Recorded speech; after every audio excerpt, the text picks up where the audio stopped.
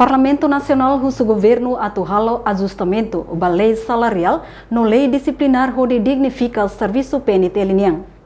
Terça-feira, deputado Natalino dos Santos Satolye Hirakne liga ao aniversário lorong Polícia Nacional Timor-Leste badala Ronulo Resinghat nebemono ia lorong Ronulo Resinghat ufulang março no Parlamento Nacional russo atu governo lihus Ministério Interior atu hadia qualidade de serviço PNT liniang lihusi ajustamento da lei orgânica disciplinar no lei salarial onde dignifica polícia siranya serviço.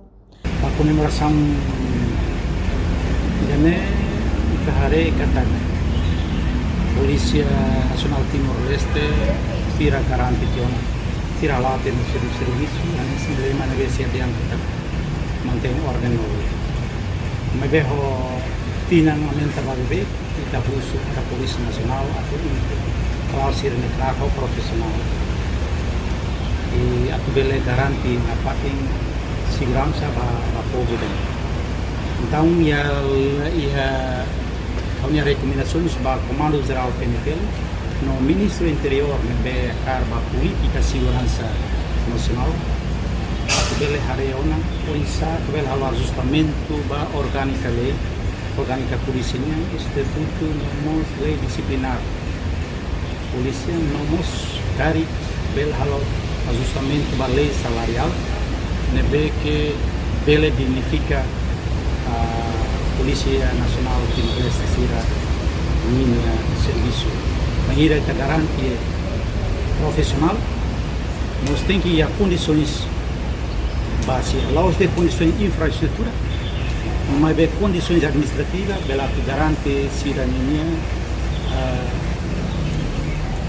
pessoal raça, anesan servidor do Estado e quando sira bel halal sering serviço tuir exigência proveniente tuir lei harupa. Emos deputado Husi Bancada Freteling, Florentino Ximenes Sinarai afirma, a celebração badala Ronulo Resinghat governo bele hadia digliutan serviço PNT liniang, liu ia município precisa facilitar sira ho equipamento, hanesan computador no rede internet nebe dia kliutang. Terhubung presidência PNT.